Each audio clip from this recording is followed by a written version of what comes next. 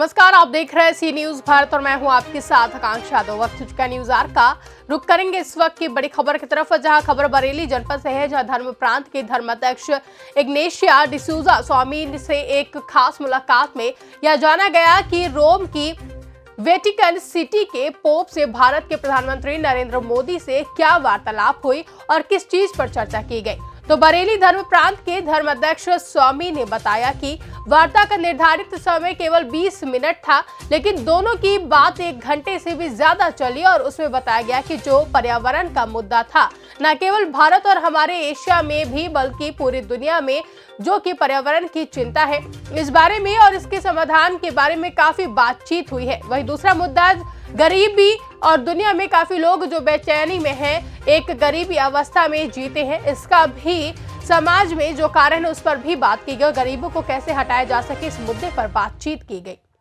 वहीं स्वामी जी ने यह भी बताया कि पोप फ्रांसिस ने भारत में और पूरी दुनिया में भाईचारे के लिए अवश्य बातें की होंगी।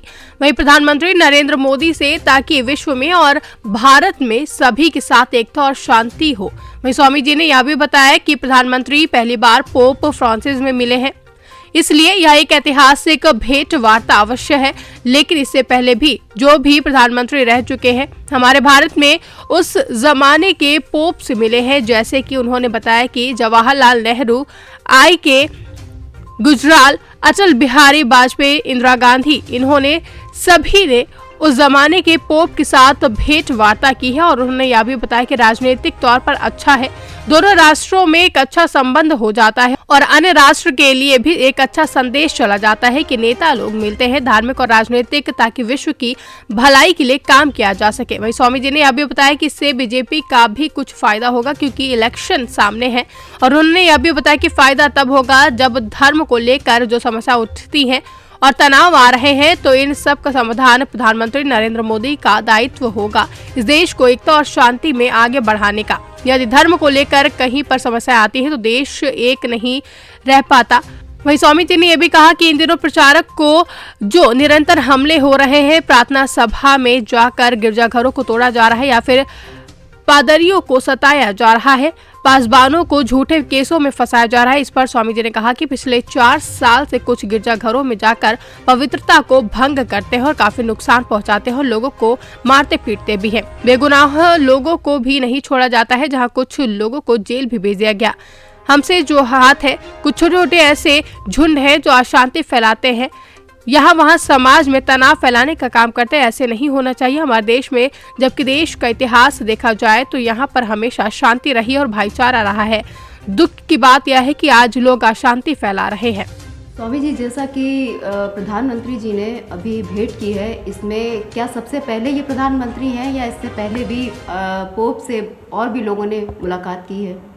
माननीय प्रधानमंत्री मोदी जी पहली बार संत पापा फ्रांसिस से मिल रहे हैं, इसलिए एक ऐतिहासिक भेंट अवश्य है। लेकिन इससे पहले भी जो माननीय प्रधानमंत्री लोग रह चुके हैं हमारे भारत में, काफ़ी लोगों ने उस ज़माने के संत पापा या पोप के साथ उनकी भेंट हुई है। जैसे कि मुझे याद है माननीय जवाहरलाल नेहरू, माननीय आई के गुजराल, माननीय अटल बिहारी वाजपेयी जी, श्रीमती इंदिरा गांधी जी, इन सबों ने उस ज़माने के संत पापा के साथ भेंट की थी।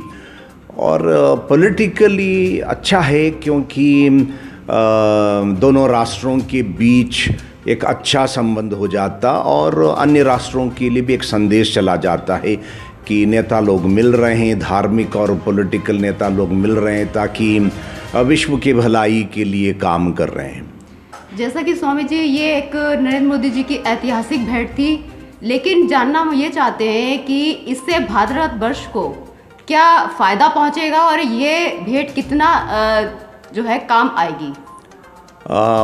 जैसे कि हम पॉलिटिकली देखा जाए तो शायद संबंध अच्छे होंगे दोनों राष्ट्रों, दोनों देशों के बीच, और इकोनॉमी के लिए भी अच्छा होगा। और मैं समझता हूँ, जैसे कि मैं पढ़ रहा हूँ कुछ न्यूज़पेपर में, इसमें बीजेपी का भी कुछ फ़ायदा होगा कह रहे हैं, जैसे कि इलेक्शंस आ रहे हैं, असेंबली इलेक्शन आने वाले हैं कुछ राष्ट्रों पर, तो उसमें फ़ायदा होगा। लेकिन केवल पॉलिटिकल फ़ायदा से भारत को ज़्यादा लाभ नहीं होगा। फ़ायदा तब होगा जबकि इस देश में ये सेकुलर कंट्री है, यहाँ पर धर्म को लेकर जितने सारे अभी कुछ समस्याएं उठती हैं, बीच बीच में तनाव आ जाते हैं, इन सब का समाधान वो मैं समझता हूँ कि माननीय प्रधानमंत्री मोदी जी का दायित्व होगा कि इस देश का देश को एकता में, शांति में आगे बढ़ाने के लिए। और जहाँ कहीं भी यदि धर्म को लेकर समस्याएं आती हैं तो फिर देश एक नहीं रह पाता। स्वामी जी, आपसे थोड़ा सा जानना चाहेंगे कि अभी एक भेंट वार्ता भारत के प्रधानमंत्री नरेंद्र मोदी जी ने रोम के में जाकर एक अच्छी वार्ता की, जिसमें कई एक चीज़ें हैं जो सभी लोग जानना चाहते हैं और सुनना चाहते हैं कि ऐसी क्या चीज़ें हैं जो उनके बीच में, दोनों के बीच में बात हुई। जितनी जानकारी मैंने हासिल की है उसके मुताबिक मैं इतना बताना चाहूँगा कि इन दोनों की भेंट जैसे कि पहले निर्धारित थी केवल 20 मिनट की, लेकिन 1 घंटे से भी ज़्यादा संत पापा फ्रांसिस और माननीय प्रधानमंत्री मोदी जी के साथ हुई है। और मैं समझता हूँ दुनिया में काफ़ी समस्याएं हैं, हमारे भारत में काफ़ी समस्याएं हैं, इन सारे समस्याओं को लेकर इन्होंने वार्ता की है। और विशेष रूप से पर्यावरण को लेकर एक तो बहुत बड़ा मुद्दा ही प्रॉब्लम है दुनिया में, इसके समाधान के लिए इन्होंने बात की है। दूसरी बात जो है गरीबी को लेकर, विशेष रूप से हमारे भारतवर्ष में गरीबी काफ़ी है और काफ़ी लोगों का उत्थान के लिए सरकार और समाज को मिलकर काम करना है, इस बात पर भी इन्होंने चर्चा की है। और एशिया तथा विश्व के अन्य देशों को लेकर जो भी इस समय काफ़ी प्रॉब्लम्स है, इन प्रॉब्लम्स भी अवश्य चर्चा की होगी। और कोविड को लेकर विशेष रूप से स्वास्थ्य के बारे में भी संत पापा ने माननीय प्रधानमंत्री मोदी जी से बात की है। स्वामी जी, जिस तरह से दोबारा से कोविड का असर देखा जा रहा है, बहुत खास तौर से हिंदुस्तान के अंदर, इसमें आप क्या कहना चाहेंगे? हम सबको सतर्क रहना है, पता नहीं ये वायरस किस प्रकार का रूप लेगा। और जैसे कि सुनने को मिलता है चाइना में लॉकडाउन है, हमारे देश में कई जगह पर अभी कोविड खत्म नहीं हुआ है। इसलिए जितना लोग अपना स्वास्थ्य का ख्याल रखेंगे उतना खुद का अच्छा होगा, भलाई होगी और समाज का भी अच्छा होगा। बरेली से सी न्यूज़ संवाददाता संगीता सिंह के साथ नीरज सिंह की रिपोर्ट। फिलहाल के लिए इतना ही। देश और दुनिया की तमाम बड़ी खबरों के लिए बने रहे सी न्यूज़ भारत के साथ। हर खबर आपके साथ, आपके हाथ।